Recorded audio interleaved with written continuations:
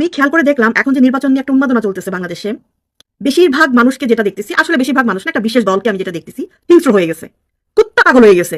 কিসের থেকে কি করবে দিশা পাইতেছে না, না কথা ঠিক, না আচরণের ঠিক, না কার্যকলাপের ঠিক। একইভাবে আরো একটা বড় দল, হ্যাঁ, দলীয় ভাবে, আমি এককভাবে কারোর কথা বলতে চাচ্ছি না, তাদের কর্মকাণ্ড আমি ফলো করতেছি যে এরা কি করতেছে। এদেরকে আমি দেখলাম এরা আরেক দল নিয়ে সমালোচনা বা চিল্লাচিল্লি গালাগালি, মানে বিশ্রীভাবে যে প্রকাশটা অন্যরা করতেছে ওরকম কোনো প্রকাশ নাই, অর্থাৎ কোনো ভায়োলেন্স বা হিংস্রতা নাই তাদের কথার মধ্যে। এক, দ্বিতীয়ত, এরা যা কথা বলতেছে যে এরা ক্ষমতায় আসলে কি কি করবে বাংলাদেশের জনগণের জন্য, আমার কাছে প্রত্যেকটা কথা লজিক্যাল লাগে, কোনোটা চাপাবাজি বা ধান্দাবাজি মনে হয় না। লাইক ফ্যামিলি কার্ড দিবে, বেকার ভাতা দিবে, মানে এইসব বুলশিট বাকওয়াজ বলে না, যথেষ্ট যুক্তিসঙ্গত আমি দেখি। আর হবে নাই বা কেন, এই দলটার বেশিরভাগ লোকই শিক্ষিত, যেটা আমাকে আসলে অনেক ইমপ্রেস করছে। এন্ড আজকে আমি যে কথাটা স্পেশালি আপনাদের সাথে শেয়ার করতে চাচ্ছি, এটা আমি গত পরশু হবে বোধহয়, ঠিক মনে আসতেছে না, হ্যাঁ গত পরশু আমি এটা আমার চোখের সামনে আসছে, আমি সত্যি মানে ইমপ্রেস হয়েছি, আমার খুব ভালো লাগছে।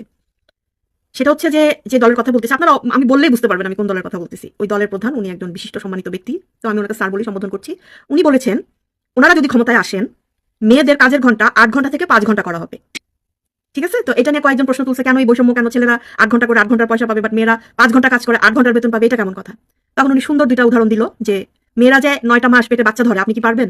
মেয়েরা যে 2.5 বছর বুকের দুধ খাওয়ায়, আপনি কি পারবেন? মানে উনি মেয়েদেরকে কতটা সম্মানের জায়গায় ডিসক্রাইব করছে, মানে রেসপেক্ট, জাস্ট রেসপেক্ট। আমার ভীষণ ভালো লাগছে কথাটা শোনার পর।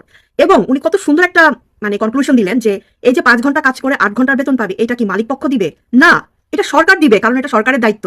আপনারা ট্যাক্স দিচ্ছেন, আপনাদেরকে ভালো রাখার দায়িত্ব সরকারের। চিন্তা করতে পারছেন কত সুন্দর চমৎকার একটা কথা উনি বলছে।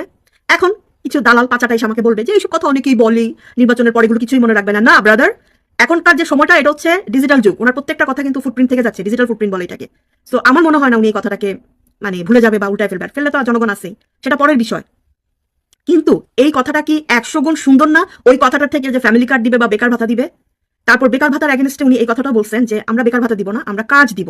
আই রেসপেক্ট ইট। এই দুইটা কথাই কত চমৎকার কথা, কত সুন্দর কথা। এই যে আমি একটা ভালো কাজকে ভালো বললাম, এখন হুদাই মাথা ভর্তি কিছু গোবরালা লোক এসে আমার রাজাকার বলবে। আমি চাই আপনারা বলেন, কারণ আপনাদের এই কথাতে প্রমাণ হয় যে আমি ঠিক কথা বলছি, পারফেক্ট কথা বলছি। একটা জিনিস কি জানেন, যে জিনিসটা ভালো সেটা না আসলে কোনো অ্যাঙ্গেল দিয়ে ওটাকে আপনি যতই ঢেকে রাখেন, ভালোটা ভালোই থাকবে। তো আমি এই দলটার ক্ষেত্রে দেখলাম, এর আরো অনেকগুলো কারণ আমি বাইক করছি, আমি এগুলো আমি আপনাদের সাথে পরে শেয়ার করবো, নাহলে ভিডিও অনেক বড় হয়ে যাবে। যে এদের ভিতরে আমি যেটা দেখছি, যেহেতু এরা অনেক শিক্ষিত, অশিক্ষিত সংখ্যা কম, এরা ঠান্ডা মাথায় কাজ করে, এরা খুবই অর্গানাইজড, এদের মধ্যে হিংস্রতা নাই, এবং এরা মানব দরদি। এগুলো কিন্তু আমি একটা আবেগ থেকে বলতেছি না, আমি পার্সোনালি কিন্তু এদের সাথে ইনক্লুডেড না, আমি আমার বিবেক দিয়ে, বুদ্ধি দিয়ে, আমার পর্যালোচনা দিয়ে আমি যেটা বুঝছি আমি সেটাই আপনাদের সাথে শেয়ার করলাম। তো এটা দেখার পর আসলে আমার ভালো লাগছে। আই হোপ বাংলাদেশে ভালো কিছু হবে, অ্যাটলিস্ট জনগণ বুঝবে কোনটা তাদের জন্য ভালো এবং তাদের কোন দিকটা পছন্দ করা, মানে চয়েস করা উচিত তাদের তাদের ভালো থাকার জন্য, ফিউচারের জন্য। আমার মনে হয়, আমি আশাবাদী।